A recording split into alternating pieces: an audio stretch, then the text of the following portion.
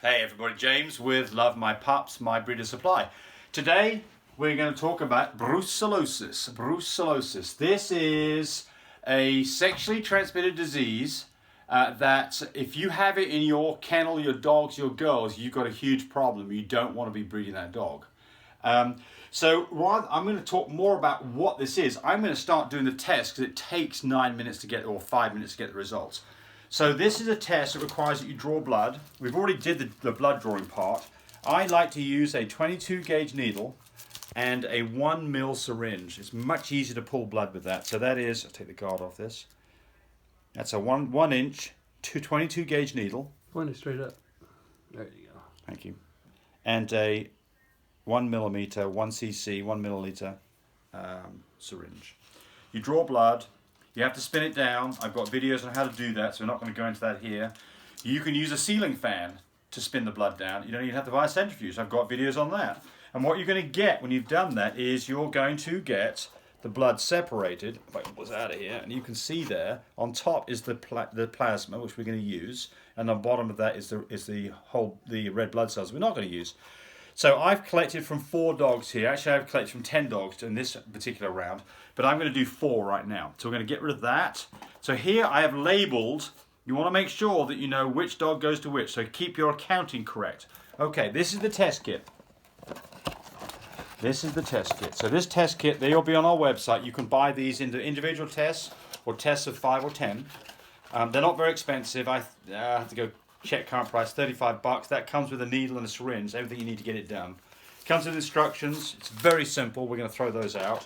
And then you comes with these test kits. And we can put the link below in the comments. Yes. These have a shelf life of 2 years. They don't need to be stored cold. They can just be at regular room temperature. You do not want to open the package up until you're ready to use it. It comes with the buffer solution that we're going to use. So we're going to get 4 tests done. We'll get the needles out of the way. And we will start this process. So we'll just try and get organized here. So we're going to open these up. When you're ready to go, you open them up. Here's the test kit. And here's the little dropper thing that comes with it. So what we're going to do is, we'll open all these up. Put them all together. Each one has a little thing. We're going to do 4 of them. 4 altogether.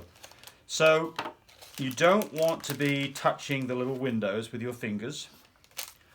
And you obviously, when you collect blood from dogs, they need to be in separate syringes, separate needles, fresh needles every time, no cross-contamination when you do that. So you use normal sterile practices. Okay, so now I don't have any glasses on me, but we can probably do it without. Okay, so I've got to label these, because I know which dog is which. The first dog that we're going to do here is one of my chocolate dogs called Napoleon.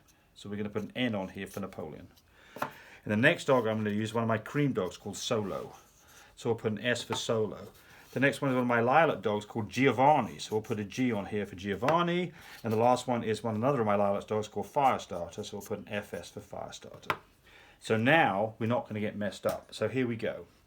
So Napoleon, here's his blood sample. Can you see this okay, Russ? I'm going to have to hold this up so I can see it. I don't have my glasses on. We can see the serum at the top. Yes. Okay, so we've got to get that serum into the tube. There it is. 1 single drop in the window. So I'm a bit shaky here. So, oops. 1 single drop coming out. There it is. 1 drop in the window. We're done with him.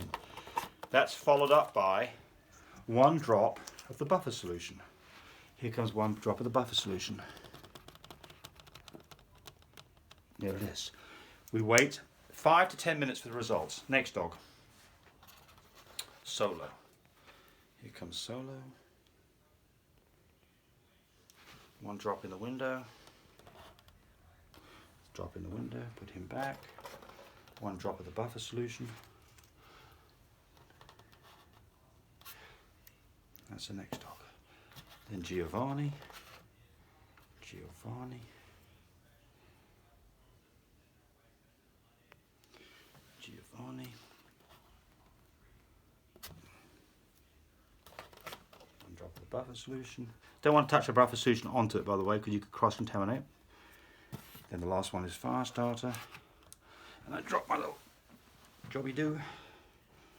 Firestarter. By the way, about 1 cc of blood, half a cc of blood is enough to be able to do this test. You do not need to pull very much blood to get this done. there, and 1 drop of this. Test is now going. We'll get rid of the blood. Okay. So, what you're going to see is 5 to 10 minutes. You don't get the result after 10 minutes. The results aren't valid, but you can see these are all starting to soak their little chemicals up. They go kind of purple, and then what we're looking for is, can you get down on that, Russ, and look at those while I point at this? So what we're looking for, this is the first test, so you can see this is longer. What you're looking for is a line to show up where it says C for calibration or check, and then we don't want a line in the T. If we see a line in the T, that dog has brucellosis.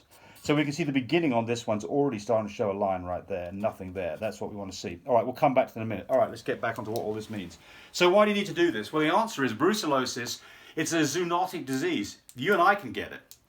Pigs, dogs, horses, cats, chickens can all get brucellosis. There is not a huge problem with cross infection from dogs to you. There have been an occasional, I think there's been like 1 reported case of a person who was bit by a dog. So it's very, very rare. So it's unlikely that you're going to get brucellosis. But it is an extremely contagious disease. And if you get that, for instance, into your kennel, then it could potentially make all of your dogs have brucellosis, and all of those dogs would then pass that along, and you have a huge problem. What happens if a dog gets brucellosis?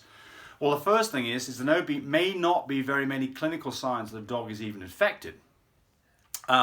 With a stud dog, he may have epididymitis, which is an enlargement of his testes. You may see that happen.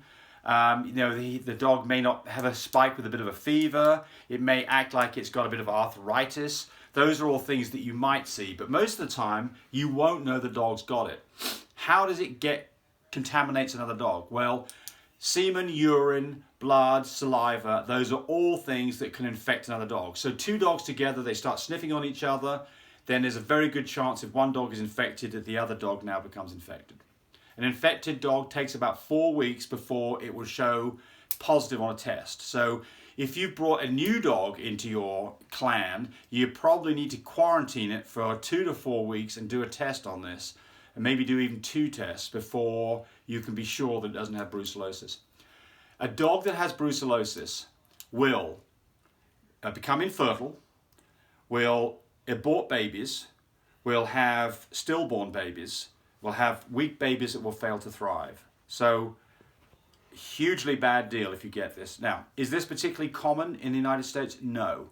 It's more common on the east and west coast, less common in the middle of the country. But I have a friend here who has schnauzers. She bought a new older stud dog, brought it into a clan without testing for brucellosis, and infected every single dog that she had. And that was the end of her. She spent years getting all these special party colors in her schnauzers, and that was the end of her program. It's a hugely, horribly bad day for her.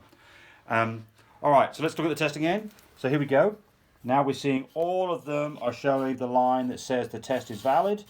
And thank God, none of my dogs are showing they have brucellosis. Not a big surprise, because we do this at least yearly. We're going to start doing it every 6 months of this test. So good news for us. We don't have brucellosis. But this is something that what I'm going to start doing is anybody brings a dog to me to be bred, I'm going to require that we do a brucellosis test on that dog. And it just takes 5-7 minutes to do the test. And it's not expensive. I mean, if you do it yourself, you can do the test for maybe $35. If you go to a vet, it's probably going to cost you $60 or $100 for a test. It's easy to do. You can absolutely do it yourself. You can get the results very quickly. So brucellosis, we do not want it in our dogs. If you've got dogs that you are going to be breeding, I recommend highly that you have a brucellosis test done, and that you make sure that the studs that you're using also have been tested for brucellosis. Very, very bad news if you get it. You do not want any part of this disease. Hope you enjoyed the video. Then there's lots of them for you to watch, and I appreciate you looking at ours. If you like the video, tell us. Subscribe to us, we'd like that. And if you think that we're idiots, let us know what we got wrong. And if you want more of other things, let us know about that too. And again, thanks very much for watching. Bye, everybody.